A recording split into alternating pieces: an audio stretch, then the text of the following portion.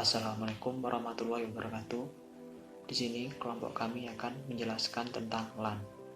Untuk yang menjelaskan pengertian dan karakteristik LAN akan disampaikan oleh Reza. Untuk fungsi jaringan dan komponen dasar jaringan LAN akan disampaikan oleh saya sendiri. Untuk sejarah LAN akan disampaikan oleh Galuh, dan untuk kelebihan dan kekurangan LAN akan disampaikan oleh Adi. Dan untuk bagian topologi, yaitu topologi point-to-point dan star network, akan disampaikan oleh Nafil. Untuk topologi ring network dan tree network akan disampaikan oleh Ilma. Untuk topologi bus network dan flag network akan disampaikan oleh Adrian. Untuk topologi mesh dan topologi hybrid akan disampaikan oleh Putra. Dan untuk topologi daisy chains ditambah penutup akan disampaikan oleh Galuh. Waalaikumsalam warahmatullahi wabarakatuh. Perkenalkan, nama saya Reza Rahman Arifian Dana, NIM E41202270.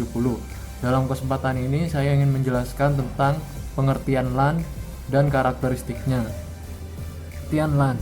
LAN adalah sebuah jaringan komputer yang cakupan wilayahnya lumayan terbatas atau sempit. Misalnya jaringan komputer perkantoran, rumah, sekolah, dan jaringan komputer yang hanya cukup satu ruangan saja. LAN juga dapat diartikan sebagai jaringan komputer yang jangkauannya hanya dibatasi beberapa kilometer saja dengan kecepatan 2 Mbps sampai 100 Mbps per. Karakteristik LAN. LAN memiliki beberapa karakteristik yang membedakan antara jenis jaringan komputer yang lainnya. Berikut adalah beberapa karakteristik dari LAN. Yang pertama, LAN memiliki cakupan geografis yang sangat sempit, tidak lebih dari beberapa kilometer. Yang kedua, LAN memiliki kecepatan perpindahan data yang lebih tinggi daripada jenis jaringan komputer lainnya. Yang ketiga,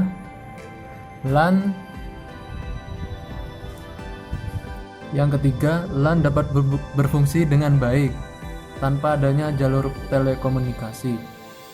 Yang maksudnya adalah meskipun tidak ada akses internet, LAN dapat berfungsi sangat baik meskipun tidak ada. Terima kasih, kurang lebihnya mohon maaf. Wassalamualaikum warahmatullahi wabarakatuh. Assalamualaikum warahmatullahi wabarakatuh. Perkenalkan, nama saya Ardian Pramolintang. NIM E41202334. Di sini saya akan menjelaskan tentang fungsi jaringan LAN dan komponen dasar jaringan LAN. Fungsi jaringan LAN yaitu pada dasarnya untuk menghubungkan beberapa komputer dalam jaringan sehingga proses lebih mudah dan cepat. Sesuai dengan pengertian LAN yang sebelumnya, adapun tujuan-tujuan dari LAN yaitu sebagai berikut. Untuk yang pertama, untuk menghubungkan beberapa komputer dalam suatu wilayah kecil. Yang kedua, untuk memungkinkannya dilakukan komunikasi antar komputer dan perangkat dalam jaringan. Yang ketiga, untuk memungkinkan dan mempercepat proses berbagi data dan program antar komputer di dalam jaringan. Yang keempat, membantu menghemat biaya operasional karena perangkat dalam satu jaringan dapat dipakai secara bersama-sama, misalnya printer, server, dan lain sebagainya. Selanjutnya yaitu komponen dasar jaringan LAN. LAN terdiri dari beberapa komponen dasar yang diatur sedemikian rupa sehingga dapat menghubungkan beberapa komputer. Adapun beberapa komponen dasar LAN adalah sebagai berikut. Yang pertama, workstation, yaitu node atau host yang berupa suatu sistem komputer. Yang kedua, server, yaitu suatu hardware atau perangkat keras yang fungsinya untuk melayani jaringan dan workstation yang terkoneksi dengan suatu jaringan. Yang ketiga, link, yaitu bagian dari jaringan LAN yang menghubungkan peralatan seperti workstation dan server secara fisik. Yang keempat, network interface card, yang disingkat NIC, yaitu rangkaian elektronika yang dirancang khusus untuk menangani network protokol. Yang kelima, network software, yaitu perangkat lunak yang digunakan untuk menjalankan jaringan LAN berfungsi sebagaimana mestinya. Sekian, terima kasih. Assalamualaikum warahmatullahi wabarakatuh. Perkenalkan, nama saya Galuh Apriliano dengan NIM E412024446. Di sini saya akan menjelaskan tentang sejarah LAN. Sejarah LAN dimulai ketika meningkatnya permintaan dan penggunaan komputer di universitas dan laboratorium penelitian pada akhir 1960-an yang menghasilkan kebutuhan untuk menyediakan interkoneksi kecepatan tinggi antara sistem komputer. Sebuah laporan pada tahun 1970 dari Laboratorium Radiasi Lawrence yang merinci pertumbuhan jaringan gurita, mereka memberikan indikasi yang baik tentang situasi tersebut. Perkembangan dan proliferasi komputer pribadi menggunakan sistem operasi CP/M pada akhir 1970-an. Cambridge Ring mulai dikembangkan di Universitas Cambridge sejak tahun 1974. Sistem berbasis DOS dimulai pada tahun 1981, yang berarti bahwa banyak situs tumbuh hingga puluhan atau bahkan ratusan komputer. Kekuatan pendorong awal untuk jaringan adalah berbagi penyimpanan dan printer, yang keduanya masih mahal pada saat itu. Ada banyak antusiasme untuk konsep ini, dan selama beberapa tahun, dari sekitar tahun 1983 dan seterusnya, para pakar industri komputer akan secara teratur mendeklarasikan tahun yang akan datang sebagai tahun LAN. Pada tahun 1983, TCP/IP pertama kali ditampilkan mampu mendukung aplikasi Departemen Pertahanan yang sebenarnya pada testbed LAN Badan Komunikasi Pertahanan yang terletak di Reston, Virginia. LAN berbasis TCP/IP berhasil mendukung aplikasi telekonferensi Telnet, FTP, dan Departemen Pertahanan. Selama periode yang sama, workstation Unix menggunakan jaringan TCP/IP. Meskipun segmen pasar ini sekarang jauh lebih berkurang, teknologi yang dikembangkan di bidang ini terus berpengaruh di internet dan jaringan Linux dan Apple Mac OS X. Dan protokol TCP/IP telah menggantikan IPX, AppleTalk, NPF, dan protokol lainnya digunakan oleh LAN PC awal. Terima kasih. Untuk materi selanjutnya saya berikan kepada teman saya. Assalamualaikum warahmatullahi wabarakatuh. Perkenalkan, nama saya Hilal Wahyuda Aditya dengan NIM E41202200. Di sini saya akan menjelaskan tentang kelebihan dan kekurangan jaringan LAN. Kelebihan jaringan LAN: 1. Melakukan transfer file melalui suatu server mengatur keluar masuk informasi adalah hal yang memungkinkan. 2. Penggunaan dengan LAN dapat membuat pekerjaan lebih efektif dan efisien. 3. Keamanan kerahasiaan data maupun investasi terjamin karena LAN memiliki sistem pengatur password. 4. Tidak banyak penggunaan kabel atau hardware. 5. User interface yang digunakan adalah fasilitas yang bagus. 6. Bisa menciptakan jaringan hubungan antar sistem dan berbagai merek. Selanjutnya adalah kekurangan LAN. Kekurangan jaringan LAN meliputi: 1. Jika banyak PC yang terhubung jaringan LAN, maka jaringan tersebut akan melambat. 2. Software harus dirancang untuk multi-user. 3. LAN begitu lambat di speed modemnya. 4. Karena semua komputer atau PC terhubung dalam suatu jaringan atau topologi, maka ketika salah satunya terinfeksi virus, maka komputer lainnya juga akan bervirus. 5. Sistemnya menggunakan satu jaringan, maka masih ada kemungkinan jaringan bisa diretas. 6. Mengenai lokasi LAN yang dapat terhubung antar komputer dalam satu gedung, misalnya dalam kampus, dalam satu ruangan dengan menghubungkan mini komputer. Sebenarnya LAN mampu lebih dari satu gedung, namun hubungan jaringannya cukup tidak memadai. Sekian penjelasan dari saya. Materi selanjutnya akan disampaikan oleh teman saya. Wabillahi taufiq wal hidayah. Wassalamualaikum warahmatullahi wabarakatuh. Assalamualaikum warahmatullahi wabarakatuh. Perkenalkan, nama saya Muhammad Nafil. Di sini saya akan sedikit menjelaskan tentang topologi LAN point to point. Jaringan kerja point to point merupakan jaringan kerja yang paling sederhana, tetapi dapat digunakan secara luas.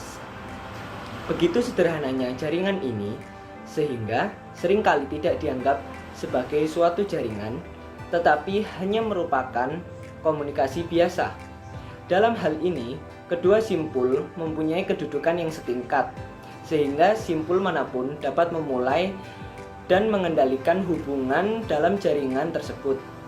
Data dikirim dari satu simpul langsung ke simpul lainnya sebagai penerima, misalnya antara terminal dengan CPU. Materi selanjutnya adalah Start Network.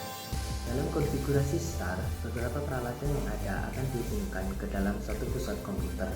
Kontrol yang ada akan dipusatkan pada satu titik, seperti misalnya mengatur beban kerja serta pengaturan sumber daya yang ada. Semua link harus berhubungan dengan pusat apabila ingin menyalurkan data ke simpul lainnya yang dituju. Dalam hal ini, bila pusat mengalami gangguan, maka semua terminal juga akan terganggu. Model jaringan bintang ini relatif sangat sederhana, sehingga banyak digunakan oleh pihak perbankan yang biasanya mempunyai banyak kantor cabang yang tersebar di berbagai lokasi. Materi selanjutnya akan disampaikan oleh teman saya. Assalamualaikum warahmatullahi wabarakatuh. Saya Muhammad Baharudin Ilman dari TIF golongan D, NIM E412024131. Di sini saya akan menjelaskan tentang topologi ring network dan tree network. Pada ring network, pada jaringan ini terdapat beberapa peralatan saling dihubungkan dengan satu dengan lainnya, dan pada akhirnya akan membentuk suatu bagan seperti sebuah cincin. Ring network tidak memiliki suatu titik yang bertindak sebagai pusat ataupun pengatur lalu lintas data. Semua simpul mempunyai tingkatan yang sama.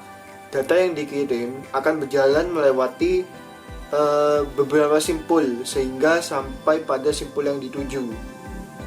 Dalam menyampaikan data, jaringan bisa bergerak dari satu ataupun dua arah. Kelebihan dari jaringan ini yaitu dapat dirancang dengan mudah, biaya lebih murah karena memang untuk proses instalasinya yang cukup mudah, dan jenis kabel yang digunakan topologi ring lebih sedikit dan pasti harganya lebih murah. Memiliki performa yang baik, walaupun ring network ini menggunakan aliran data yang tergolong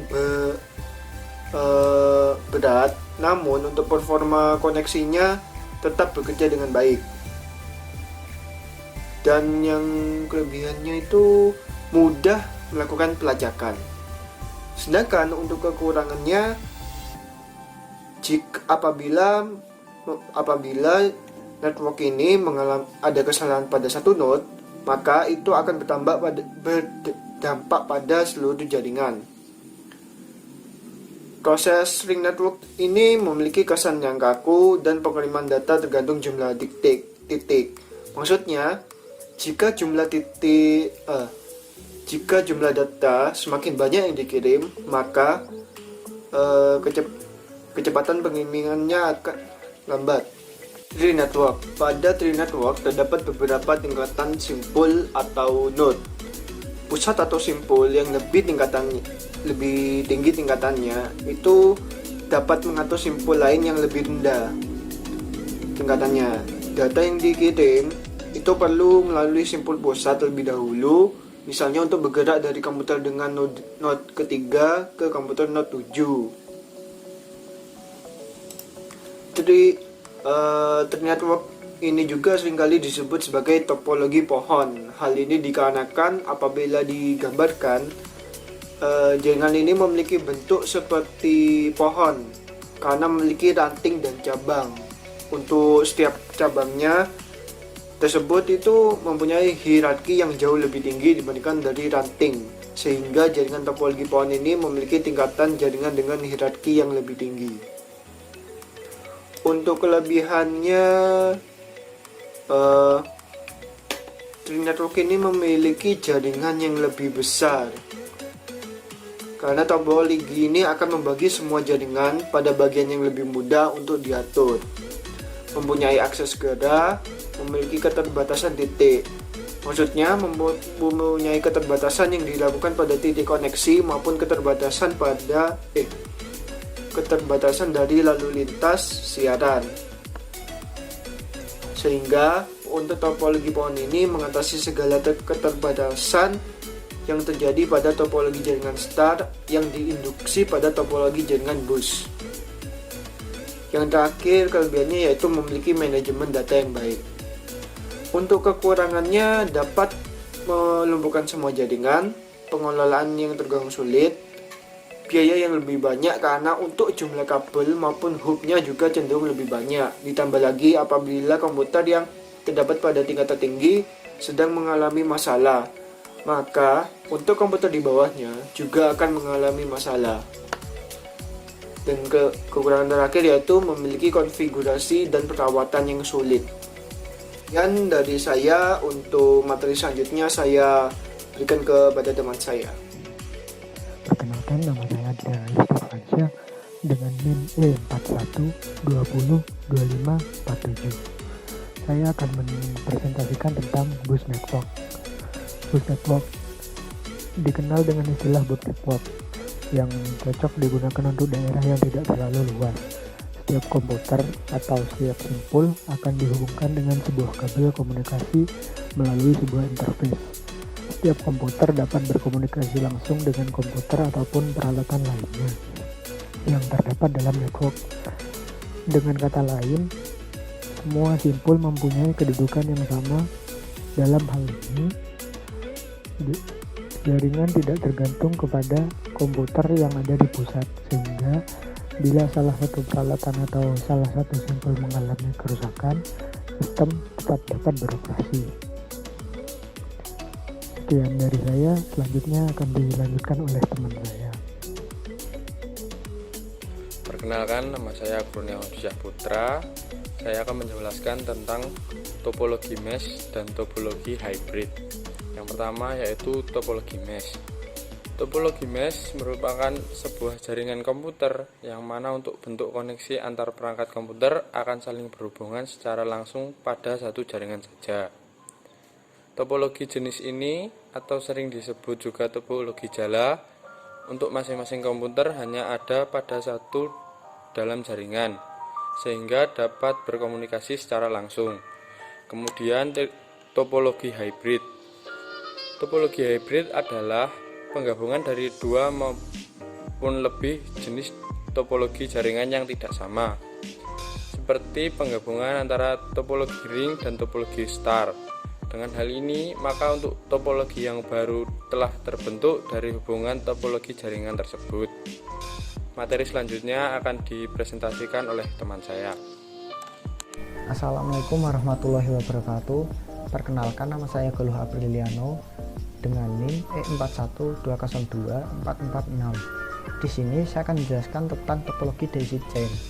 Topologi daisy chain merupakan topologi peralihan dari topologi bus dengan topologi ring atau cincin, sehingga setiap simpul maupun node terhubung langsung dengan simpul kedua kabel seperti segmen kabel. Tetapi suatu saluran itu bukan lingkaran utuh seperti ring, sehingga antara komputer satu dengan komputer yang lainnya terhubung secara seri namun tidak menyatu kembali pada komputer yang awal. Penggunaan daisy chain sendiri, setiap node maupun perangkat di dalamnya melakukan upstream maupun downstream dari node yang terpasang, sehingga kabel yang digunakan ialah kabel bonet dan either wave. Dua sistem kabel ini digunakan bersamaan dalam koneksi daisy chain. Baik, cukup sekian penjelasan tentang LAN dari kelompok kami. Mohon maaf apabila ada kekurangan dalam penyampaian materi. Terima kasih. Wassalamualaikum warahmatullahi wabarakatuh.